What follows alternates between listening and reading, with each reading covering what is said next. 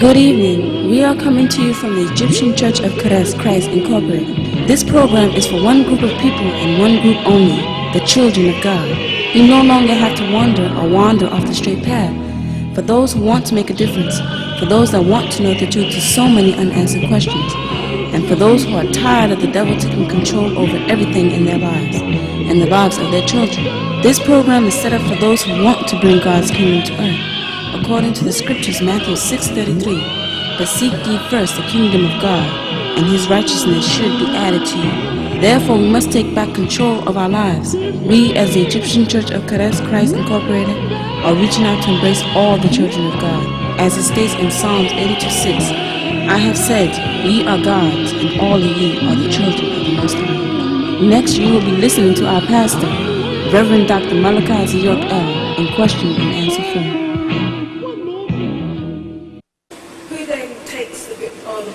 Bits and pieces. Is it a physical action that someone removes bits and pieces from one of the other six and then gives it to who?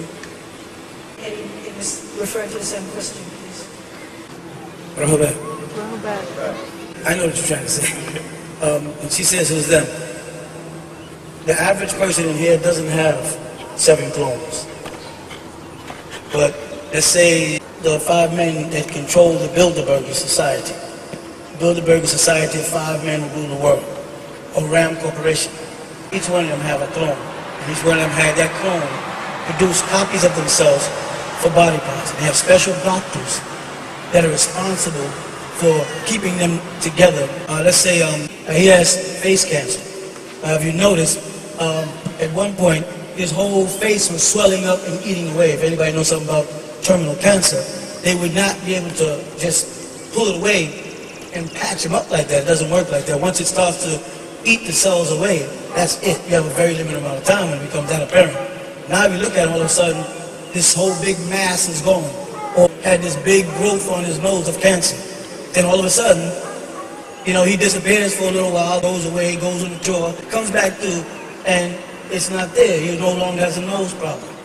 So they have ways now. What they're doing is they have cell tips they work with, and they're having a problem with making it public in America because they have to go into the fetus and take cells in the fetus that can rebuild cells. What I'm saying now sounds crazy, but if you go in the computer, you can investigate it. Cell tips, they call them. And it rebuilds cells. So if you have, let's say, MS or some kind of brain damage, now they have the means by which they can take out of a baby's fetus cells, inject them into your brain cells, it'll cling on and begin to reproduce fresh blood cells, actually regrow cells. But the conflict is every time they do that, they have to eliminate a baby. They have to kill a baby. So now they're trying to take control of Africa and other countries where they don't mind eliminating babies in order to sustain their life. It's ugly, it's a sad truth, but it's the truth. So it's like say the Anunnaki and beings of that caliber had clones. The ancient Egyptians had clones. The so-called pharaohs have had clones made of themselves. So that in the event they're doing their life, they suffered from some type of terminal disease, the alchemists could immediately replace that with no fear of rejection because they replace it in, they only know 6 to 8 weeks determines whether or not your blood is going to reject it. There was no fear of that. And that's what he means when they say they're talking about those physicians. And in the let's say in the time of Zulza, the physicians would be under Ayamhotep. That was his high priest. And beneath in the time of Tutankhamun, he would be Ai. The high priest would be Ai. He had a bunch of men under him, which were called the royal guard of Amun-Ra. and they were high priests. You sometimes see them depicted in artwork with an ihram on, a simple white robe, bald head, no hair, and they shave all of their body. Anything that was bacteria attractive, they didn't have. They were pure white robes all the time. They always show them in any book you read on Egyptian, they show you these men, and they call them wabs, or priests in ancient Egypt. Well, these men knew the sciences. They were like scientists. They knew about the embalming. They knew about cloning. They knew about alchemy, altering molecules. They just were learning. They got their knowledge from beings who came from beyond the stars here, which sounds crazy in America until when we speak of beings coming from beyond the stars, it sounds like it's crazy until you talk to a Christian in America and you say, where did Jesus come from? And they go, huh? You say, well, where did Jesus come from? According to your Bible, Jesus said, I am from above, you are from beneath. Jesus said, I come down from the Father. As long as you're talking UFOs and you keep it in that terminology of UFOs, it sounds crazy. But when you turn around and just say, let's get for real, where did Jesus come from? And they'll say, before he came to earth, he had to have been someplace. If you say he came, they'll say, well, Jesus came from heaven. The next question is, where is heaven? The definition of heaven, of course, to them is up there. Up there, where? Up there somewhere. Okay, good. Being you don't know exactly where he came, but you do know he came from up there, then you are admitting that he came to this earth from some other place where he lived. Did he have a seat beside his Father there? They'll say, well, according to the Bible, of course, Jesus sat on the right side of his Father while up there. So there's seats there. Was the angels there, the heavenly hosts? According to the Bible, there were heavenly hosts there. And these heavenly hosts, were they nude or did they wear robes? Because when Jesus appears in visions or when the Blessed Mother Mary appears in visions, they always are garbed in white robes, etc. So they have robes there. Yes, when you read the holy books, it speaks about paradise and the fruits of paradise and the pure water of paradise and the gifts that we're going to get when we get to heaven, which are very similar to the things we already have here on earth, but they're supposed to be tarnishless. But slowly but surely, we're being confronted with a reality that there's a place somewhere there where they go, a specific place. And in that place, there's seats and people talk. Because in fact, in Genesis chapter 3, God is walking in the garden talking. Well, either God was talking to himself when Adam and Eve heard them, but it says they heard God walking in the garden in the cool of the day. So he was actually moving about. So what was he doing? Talking to somebody, a group of people, because they heard him. Because you wouldn't hear him if there was no concrete and he didn't have no clicks on his shoes. You wouldn't hear him. They were walking around in sandals on sand. You won't hear nobody walking on sand in the cool of the day. So they must be having a conversation. Who is God talking to? Other beings that are on his equal or beneath him or above him. They have to be in one of those places. They have to be either higher than him, equal to him, or beneath him. But whatever it is, there's other people there.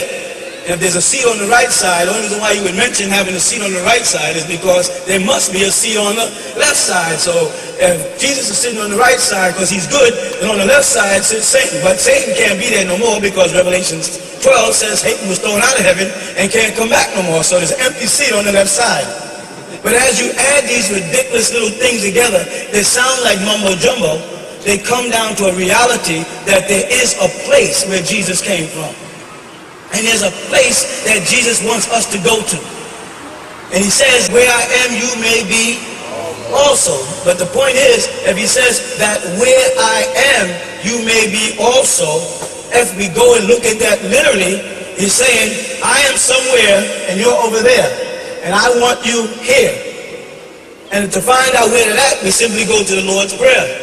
Where is that here? Well, Jesus said, I want you to pray like this. Our Father, who art in heaven. So now he's separating himself from earth beings and saying there is a heaven and our Father is there. You follow? We have to do that. If we take it from the religious and just blindly go by faith and say, well, I'm not going to address these final points, then we're not worthy to be there. Simply because it says you shall know the truth and the truth shall make you free. So we're supposed to know these things. Otherwise, God would have never put them in the Bible. If he didn't want us to find them, he never gave us the intelligence to find them. He wouldn't give the heathen the intelligence to rage because God controls all the intellect in the boundless universe. So if someone speaks against God, God allowed him to do it for a specific reason. He wants that question raised. He wants that doubting Thomas to exist. Because by doubting Thomas, he can confirm the truth. If there's no doubting Thomas, how do I get to the truth if I don't have somebody saying, well, I know God personally? And then there's some guy in the congregation says, you don't know God. God arranged both of those situations. The kook who says, I know God personally, and the guy that says, you don't know God. And he says, yes, I know God. Well, where's God? Oh, God's in heaven. He talks to my heart. Okay, now the situation changed. God talks to your heart. God talks to everybody. I thought you meant that you knew him personally, like I know this guy, and he talks to me like me and him sitting in the bar having a beer. That's a big difference, but it's left like that. So when he's making reference to they, he's speaking of a place where beings are. And those beings walk and talk with God. And they're called the heavenly hosts. In fact, one man in the Bible called Enoch was so good that God didn't even let him die. It says in the Bible, God translated him and took him to himself. And took him to himself. And Enoch didn't even die a mortal death. So now, Enoch in the Bible didn't die a mortal death, then he was still in a physical form. And if God took him and translated him out of this planet somewhere, he went there in what? A physical form. If Elijah in the Bible, teacher of Elias, took a chariot to the heavens, physically, they saw him go up into the sky physically, then what? There must be some place up there where people meet physically. And if Jesus ascended before the disciples physically, and they watched him, as they say in the Bible, go through the clouds. Correct? That's what it says in the Bible. You can change the Bible to make it suit your religious belief. But if you want to stay literal, it says Jesus went up through the clouds and his disciples watched him disappear into the clouds. He was in physical form. This was not from the cross, what they call it, when he saw the spirits of Elijah and he saw the spirits of Moses, and he had that transfiguration, as they call it. To transform one figure to another. And they said he was illuminated, but he was still physical. Because in order for you to be illuminated, you must have some physical. You can't light a light bulb without a filament. You need that filament inside there to get the light. Now when the light comes out the bulb, it appears to be something intangible. But if you trace the light back, it cuts back to that bulb, cuts back to that filament, cuts back to those wires, cuts into that force, cuts into that electricity, which is physical. So there are beings there. We have got to come into that reality that there are beings with God.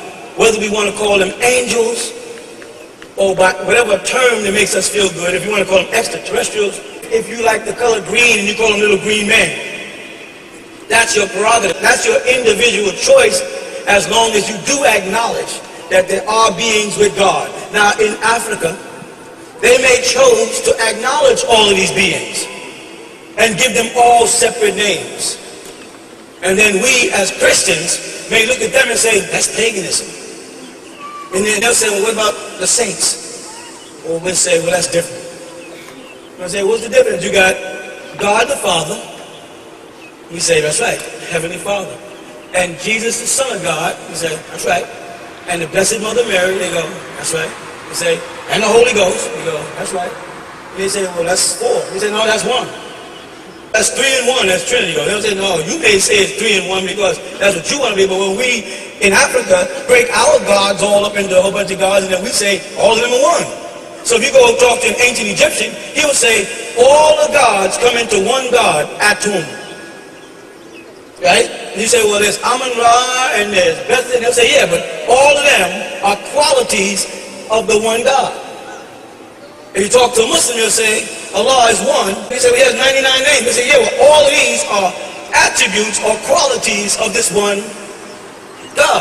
You see where the trick is coming in?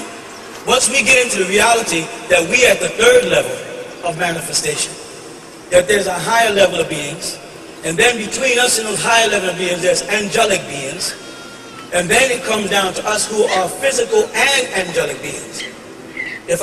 So when beings came into this world, they had to be assured that their mission would be completed. So they had people that said, we're going to keep his body intact while he does this mission. So they made duplicates of him. And it sounds crazy today, but if I told you about a television on your wrist 10 years ago, you would have laughed. If I would have told you you was putting frozen food inside of a little box with electricity and pushing buttons, and in 3 minutes you have a meal, if I would have told you that 45 years ago, you would have thought I was crazy. If I would tell you there was going to be cloning people, you would have thought that was insane. All those things that appeared to be insane yesterday are realities now. Bringing people back to life. You know, people who died in the hospital, the doctors come in, there's no blood circulation, there's no pulse, the person is legally dead, the doctors walk out the room, pull the sheet over the patient's face. You know what I mean? They're making a death report, come back in, the person is sitting up. And they say, I had a near-death experience. The doctor say, near my butt, you were dead. But how do they present that to the medical society when there is no rules in the books for people who die and come back? Simply because this society haven't got that far as to mesh medical and religion. Because they won't marry the two, they don't leave room for those things, so they'll say, well, maybe they were dead. The person said, well, let me tell you something. I was floating around the room and tell people what they saw them doing during the period that they were laying there supposedly dead. And they gotta say, well, we can't explain that right now, but we're sure in time we'll have an explanation. Well, of course. In time they had televisions. I was living when there was no televisions. There was no thing about human beings walking around on a screen. My mother's sitting right here. She was living when Jesus was living.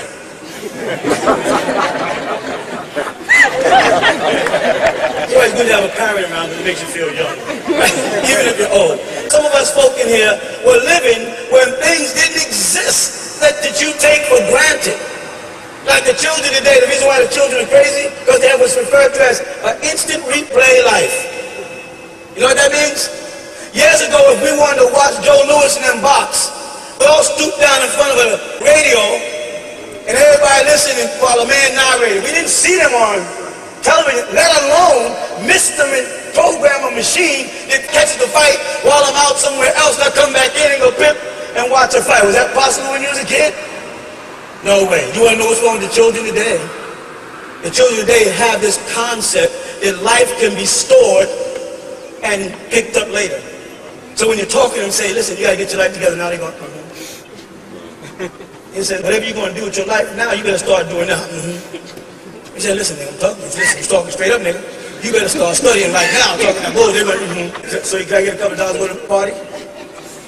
Tomorrow's Monday, nigga, you got to go to school. See, they know that they can get videotapes or what they call it when kids can't read this thing now? Hooked on phonics. The only hook on phonics we got was our grandparents hooking us upside the damn head if we didn't study.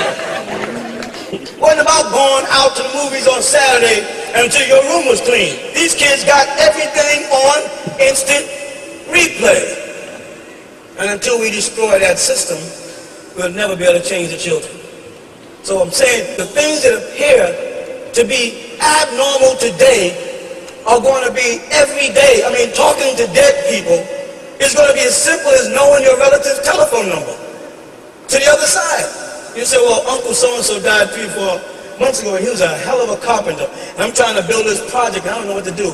And you say, well, his father said, well, my brother, oh shoot, his number is, let's be good, 777-777. He got on the phone and said, 777, hey, how you doing? Oh, I'm fine. How you feel? How do I feel? I'm dead. How am I supposed to feel? How you feel? You the one with all the aches and pains and stuff. That might be a sense of humor from the other side. It ain't funny to us sitting here with a toothache. You with me? How do you know that that's not going to be as normal as turning on a TV? How do we know that?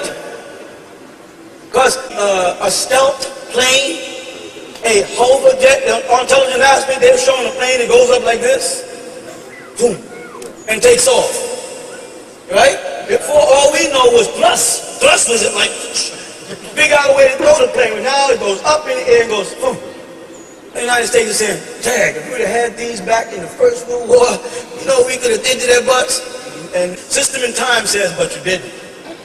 But don't doubt the possibility of talking to spirits on the telephone.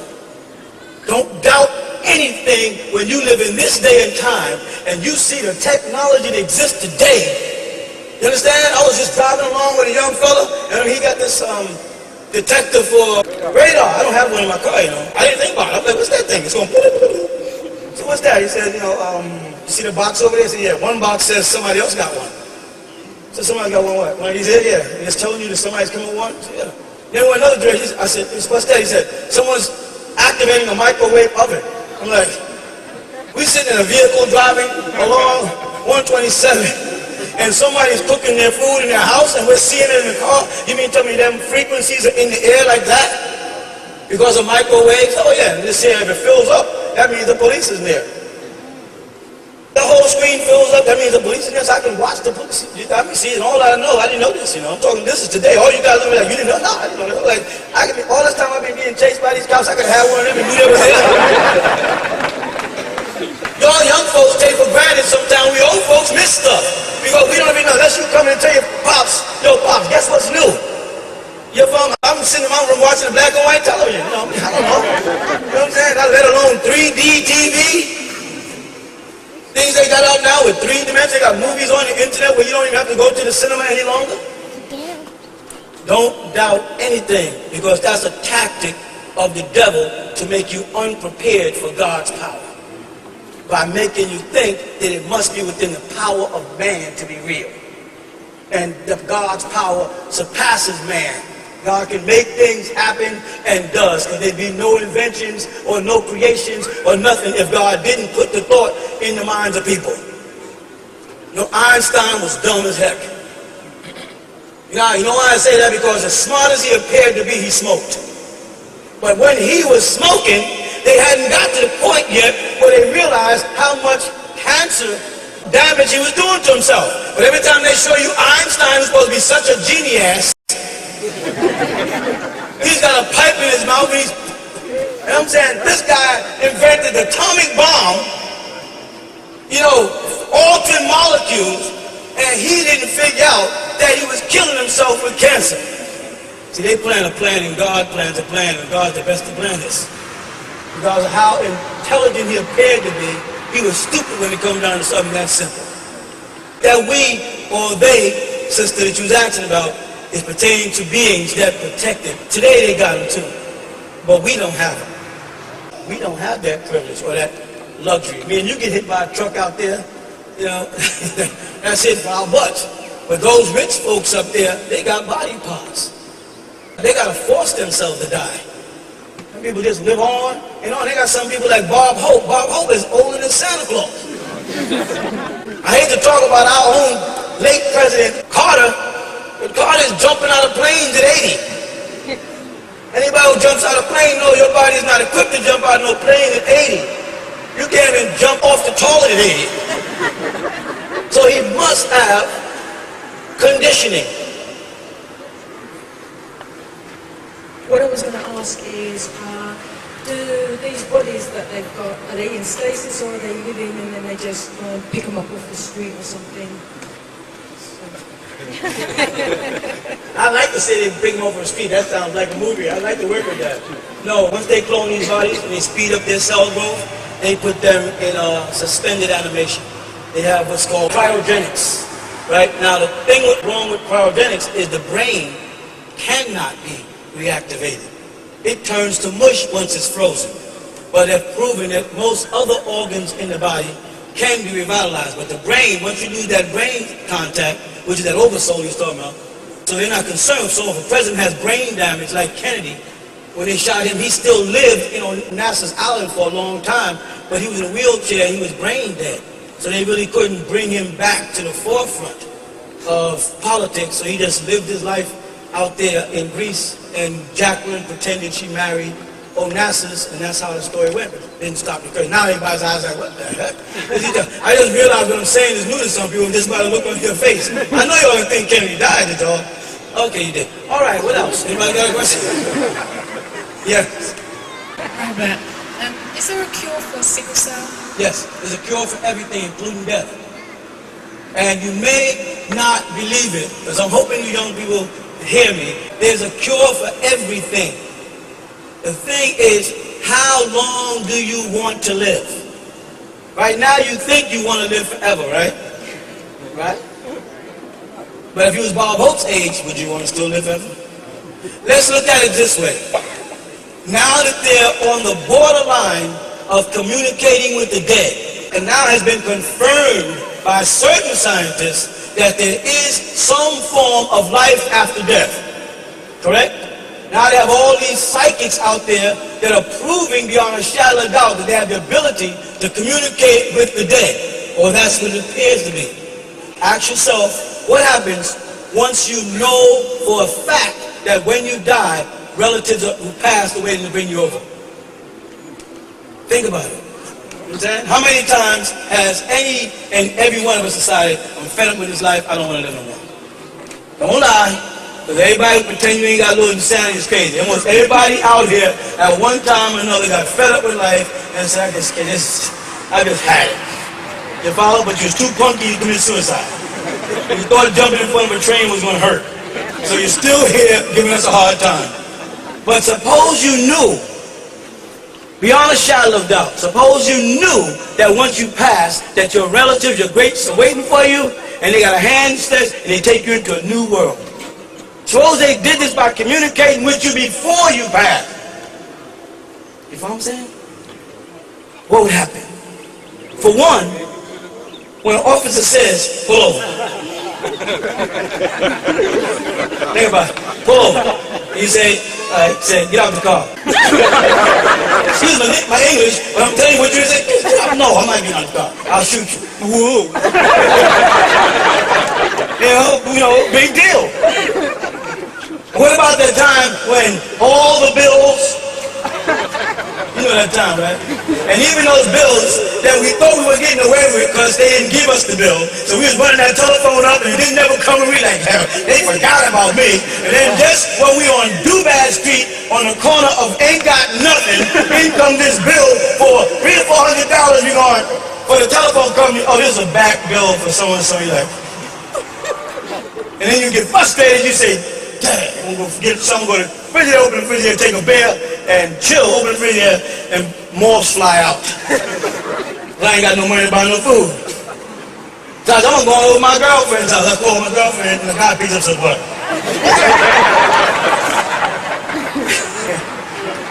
You follow what I'm saying? I'll just get down, go downstairs and go for a drive just to chill, go downstairs, it says empty. What the hell, I'm just going to get some money for some, get some money for some. I don't want to live no more. Don't say you haven't been to that road before where you don't want to live no more. But if you had a confirmation that everything is going to be all right, this world would be a different place. The way people get in arguments, there would be no such thing as road rage. There'd be road incidents. That's all. Get out the car, bam. Get out there, I got you, thank you, boom. And we're near that now. We're near that state of mind right now. We're starting to accept, just by the technology, you know what I'm saying, communication. Oh, they already passed life on other planets. But what were they saying 20 years ago if I said there was life on Mars? You're crazy. Now they found life on Mars. Life on Jupiter. Not life on one planet, but life on more than one planet in our solar system. They found tri-star constellations, systems with 3 suns. It's on the internet. Go look it up. Things that they say is impossible have become possible. So life after death, which has always been based on faith and belief, is no longer simply faith and belief. It's now possible and bending towards probable. And to some, confirmed. You with me? How will that affect us as human beings? So, to answer your question, they have gotten to the point where they realize now we as a people are developing spiritually to the point where we know there's a life after death. That we know that there is really a Jesus Christ. That we know there was really angelic beings. Whatever name you use and whatever language you speak, whatever country you're influenced by is not what's important. The reality is important. We know it's real now. And our attitude towards life is changing. Our attitude towards working is changing. Our attitude towards people are changing. You follow that? And we're in that day and time now where anything is possible. Tomorrow we can flick on the television and they'll tell us something we never even imagined before. You follow what I'm saying? So we're at that period of time where life and death are becoming one. And the system is afraid to face the reality of in what direction our minds will start to elevate. Will we become gods? And does that change the definition of God when we become gods? You follow? When we reach to that level of God, the perfection in God, being his children, does God then raise to a higher level? And does that start another journey? Or does that end it? Or is that the beginning, and was this a path towards a beginning? All of these questions become something to talk about. Years ago, it was simply, is there life after death? Is there heaven or hell? Does God really exist? Is God dead? Was Jesus a real person? Etc., etc., etc. And I explained to y'all, I explained to y'all before, you have two Jesuses in the Bible. I don't mean two Jesuses. We know there's three characters. I'm talking two births of two Jesuses and two Marys in the Bible. You know? People don't want to hear that. No, no, no. My Mary is my Mary. I said, well, which one? The one that had a child in a manger, or the one that had a child under a date palm tree in the desert? What are you talking about? That sounds crazy. Well, in Matthew's and them, they speak of the birth of a child in a manger, in the presence of wise men. In the book of Revelation, they speak of a child born under a date palm tree in the wilderness with dragons waiting to kill it. Which is true? Or they're both true. They'll say, well, that's the mystery of God. I don't want the mystery of God. God said, you shall know the truth, and the truth shall make thee free. I don't want the mystery. I want the fact. If you can't give me the fact, step down off the pulpit and let somebody who God inspires stand up there. Let somebody who has the answers get up there and get down. Stop the preaching and start the teaching. Stop trying to be a good person and just be a good teacher. And let people become good people themselves. Because what you are, you are. What you're going to be, you're going to be. Whatever is grown in you, it's like the tree. Whatever that thing is going to fertilize this ground enough, something's going to grow through here. Whatever it's going to be, it's going to be. I may not see it through, but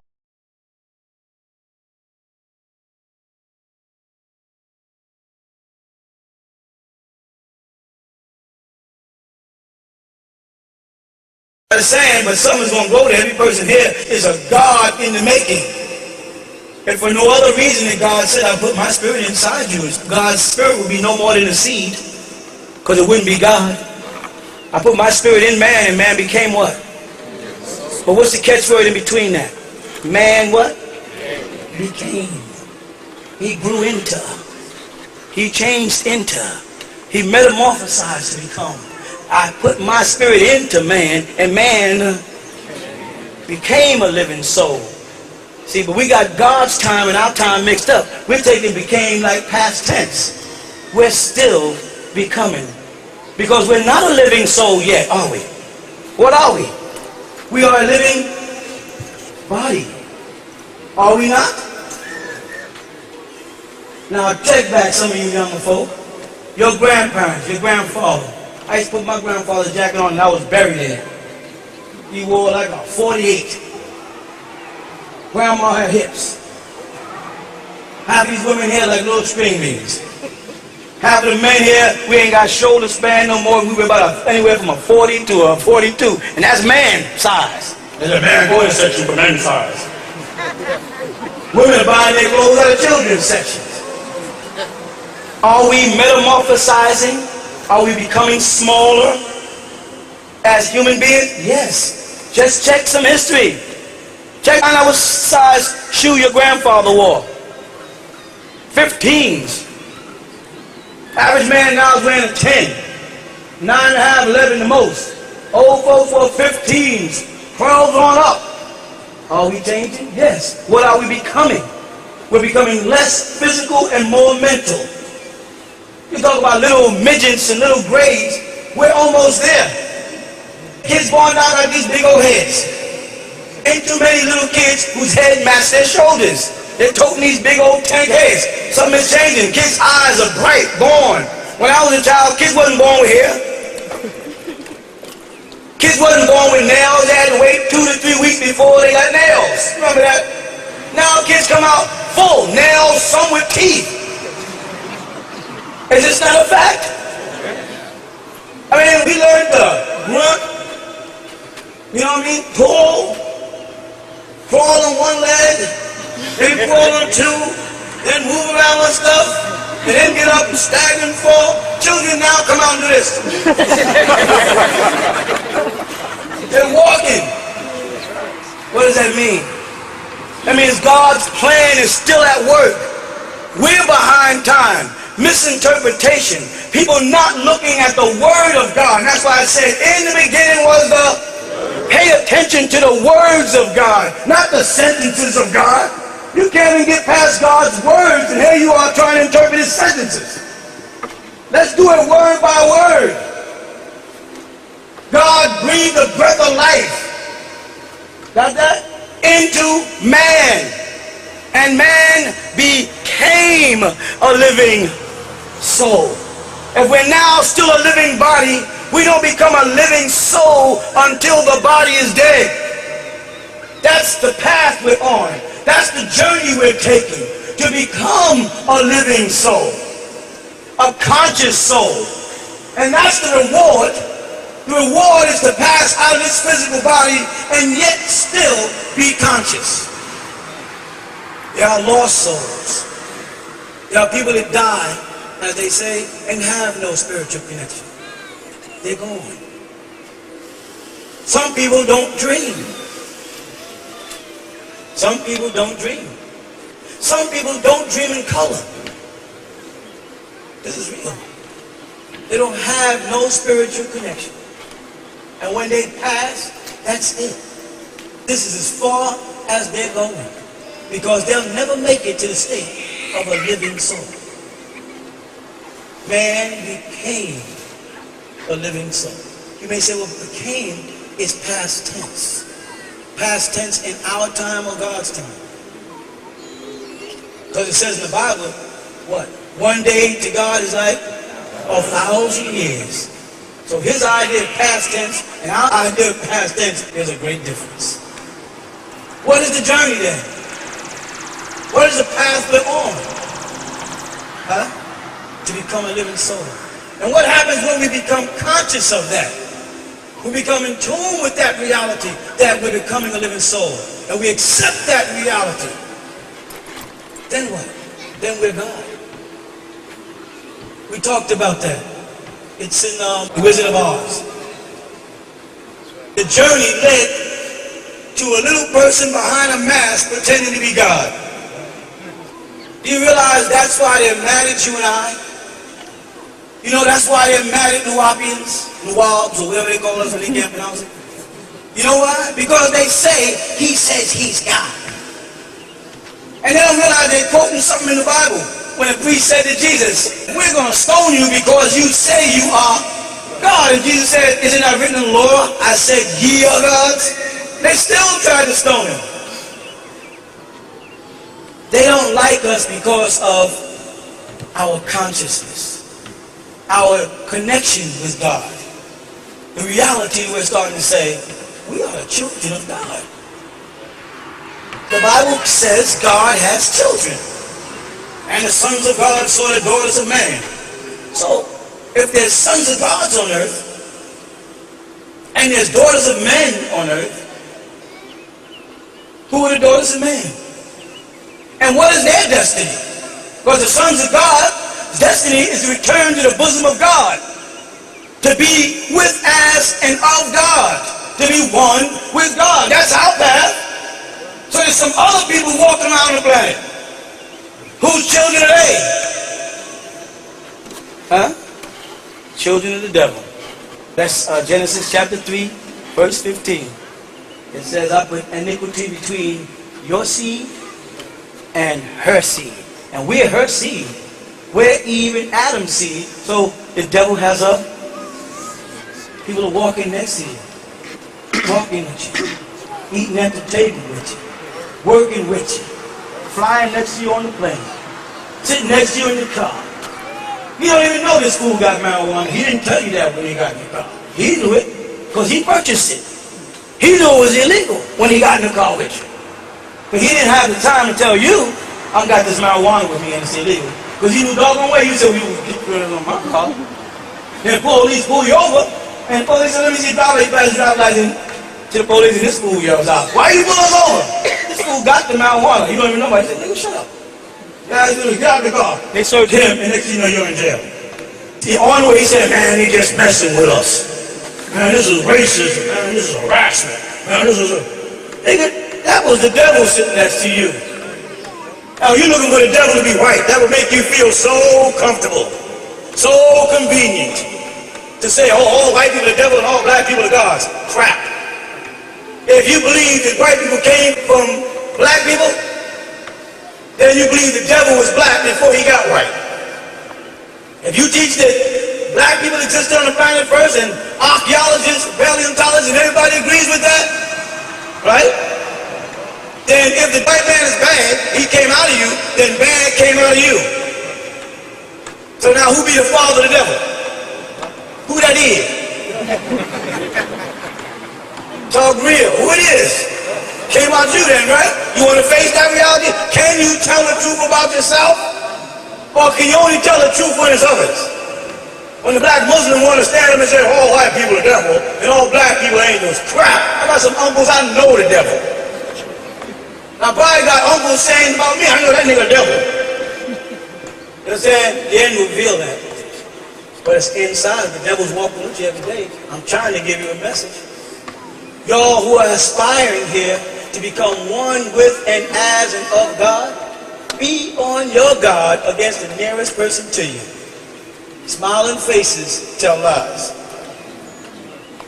Or what? The backstabbers. Watch out for that best friend. You understand? Anybody who wants to be your best friend has a purpose. Friends are not something you pick up along the way. Friendship comes from trust. How many people had people they thought were their friends and stabbed them in the back?